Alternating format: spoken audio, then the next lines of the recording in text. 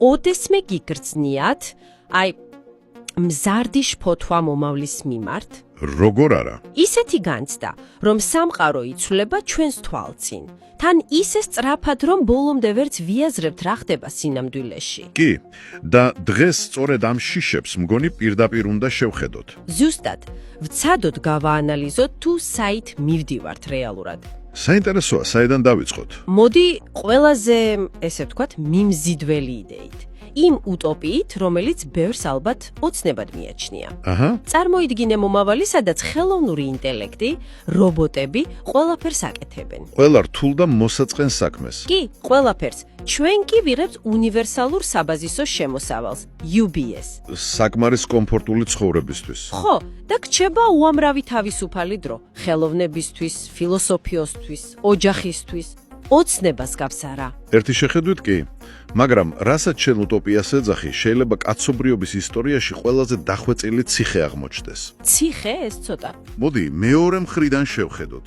ეს უნივერსალური საბაზისო შემოსავალი, ანუ UBI, ხომ არ არის საჩუკარი? აბა რა არის? ეს არის ალიკაპი. ალიკაპი. კი, როდესაც შენი არსებობა, შენი საკვები, შენი სახლი მთლიანად დამოკიდებულებულია ცენტრალიზებულ სისტემაზე. რომელიც ყოველთვიურად ფულს გირიცხავს. ზუსტად, რამდენად თავისუფალი ხარ შენ რომ გააკნიტიკო ეს სისტემა. ეს არის ეკონომიკური დამოკიდებულება, როგორც კონტროლის იარაღი. მოიცა, ეს ზედმეტად პესიმისტური ხედვა ხომ არ არის? ანუ დღესაც ხომ გვაქვს სოციალური დახმარებები, პენსიები. მაგრამ მასშტაბი სულ სხვაა. პენსია არის შენი ნაშრომის შედეგი. UBI კი არის ფული უბრალოდ არსებობისთვის. და რა ცვლის ეს? ყველაფერს. მაგრამ მთავარი პრობლემა ხო ხდები, ეკონომიკურიც კი არ არის. არამედ, ფსიქოლოგიური. ჩვენ ადამიანებს გვჭირდება მიზანი. განცდა რომ საჭიროები ვართ. კი, რა თქმა უნდა. რა ხდება, როცა ადამიანები თავს უსარგებლოდ გრძნობენ? ისტორია გვაძლევს პასუხს. დეპრესია, ფსიქოლოგიური კრიზისები. ნარკოტიკების მოხმარების კატასტროფული ზრდა. ჩვენ საუბრობთ არა უბრალოდ უმუშევარი, არამედ უსარგებლო კლასის შექმნაზე. უსარგებლო კლასი, ეს საშინლად ჟღერს. ეს არიან ადამიანები, რომელთა უნარებით სრულად გაუფასურდა. მათთვის სამსახური ფიზიკურად აღარ იარსებებს. გასაგებია. და თუ ეს უსარგებლო კლასი უმრავლესობაა, ვის ხელში რჩება რეალური ძალაუფლება? სწორედ აქ შემოდის ნეოფეოდალიზმის კონცეფცია. ანუ ახალი ფეოდალიზმი. კი, თუ შუა საუკუნეების ფეოდალებს ყავდათ რაინდები და ციხესიმაგრეები, ახალ ტექნოლორდს ეყოლებათ ალგორითმები და ხელოვნური ინტელექტი. ზუსტად, ისინი მიწას კი არ გააკონტროლებენ, არამედ ინფორმაციას, მონაცემთა ბაზებს, წვდომას, ვირტუალურ სამყაროებს. აი, აქ ხდება ყველაფერი ძალიან საინტერესო. გამოდის ჩვენი როგორც მასების გავლენის ბერკეტები უბრალოდ ქრება. კი, ეს არის ბერკეტების დაკარგვის ფენომენი. ისტორიულად ელიტას სჭირდებოდა მასები. ჯარისკაცებად, მუშებად. ხო, გლეხებად. გაფიცვას აჯანყებას ჰქონდა აზლი, რადგან სისტემა ჩერდებოდა. და ახლა? ახლა დაფიქრდი. რა ხდება, როცა ელიტას შეუძლია ყველაფერი აწარმოოს ავტომატური ქარხნებით? და თავი დაიცვას ავტონომიური დრონებით? რა ძალა აქვს მაშინ გაფიცვას? არანაირი. შენი შრომა არავის სჭირდება. უმრავლესობა ხდება უბრალოდ არასაჭირო, პასიური მომხმარებელი და არააქტიური მონაწილე.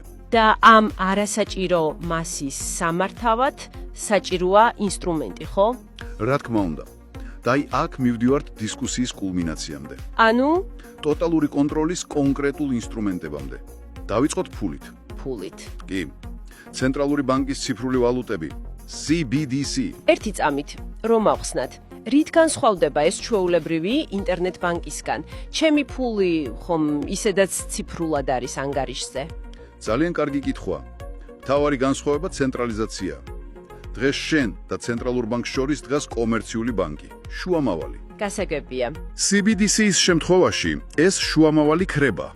ცენტრალური ბანკს ექნება პირდაპირი კონტროლი შენს ანგარიშზე და ყველა ტრანზაქციაზე. და რატომ არის ეს საშიში? იმიტომ რომ ეს არ არის უბრალოდ ციფრული ფული.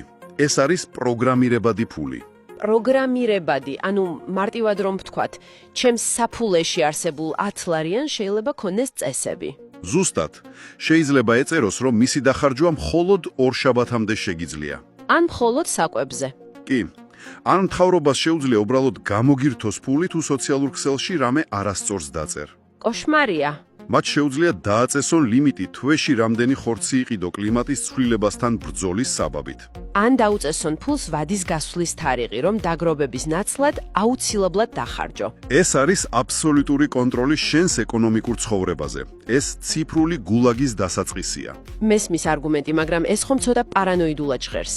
ამ ტექნოლოგიას ხომ კომფორტისთვის და ეფექტურობისთვის ნერგავენ. და სწორედ აქ შემოდის მდუღარე ბაყაყის ანალოგია.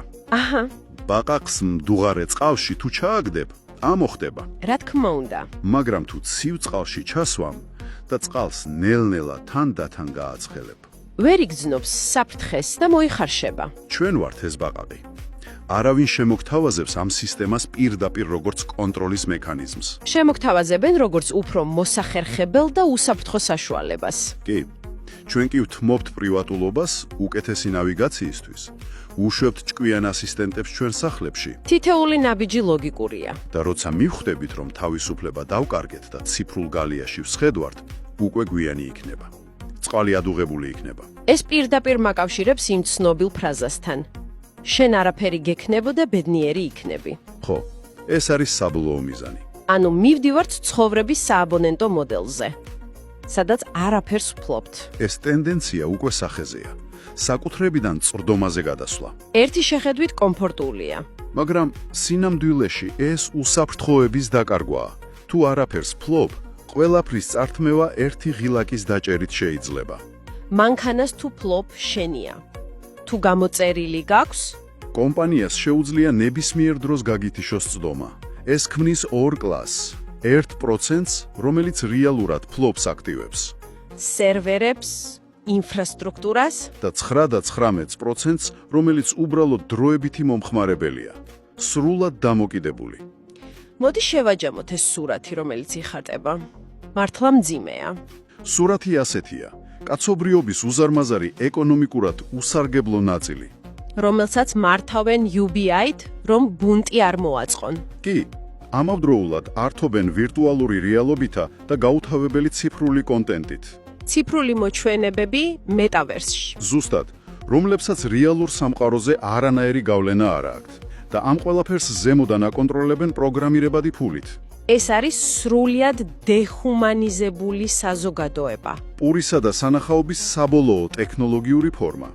ესე იგი, ჩვენ ვდგავართ ციფრული ფეოდალიზმის საშიშროების წინაშე, სადაც კაცობრიობის უდიდესი ნაწილი ხდება არარელევანტური და იმართება მცირე ელიტის მიერ.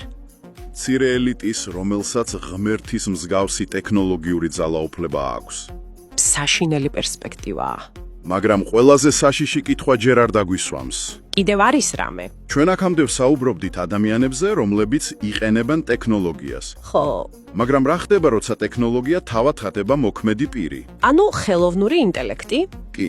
ყველაზე საშიში კითხვა ის კი არ არის, ექნება თუ არა მას ცნობიერება. აბა რა არის მთავარი კითხვა?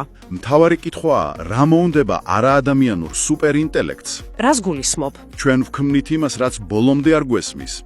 და მთელ ჩვენს ცივილიზაციას, ჩვენს ეკონომიკას, ჩვენს სამხედრო სისტემას მასე ვაბამთ. და რა მოხდება თუ მისი მიზნები ჩვენსას არ დაემთხვევა? ზუსტად. რა მოხდება თუ ამ ახალი უცხო ინტელექტისთვის ჩვენ უბრალოდ ძველი, არაეფექტური, ქაოტური სამყაროს ნაწილი ვიქნებით. ნაწილი, რომელიც ოპტიმიზაციას საჭიროებს. ქალი ჩვენი საუბარი ფოკუსირებული იყო ადამიანების მიერ შექმნილ და ადამიანების მიერ კონტროლირებად სისტემებზე. ელიტა ქმნის ამ სისტემას მასების სამართავად.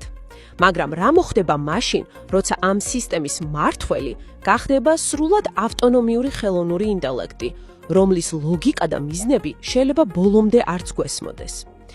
რა მოხდება, როცა ჩვენ მიერ შექმნილი კონტროლის სისტემა საკუთარი ცივი და გამოთვლითი გონების მქონე ციფრულ მონსტრად გადაიქცევა, რომლისთვისაც მისი შემქმნელი ელიტაც კი ისეთივე გამოუსადეგარი გახდება, როგორც დანარჩენი კაცობრიობა.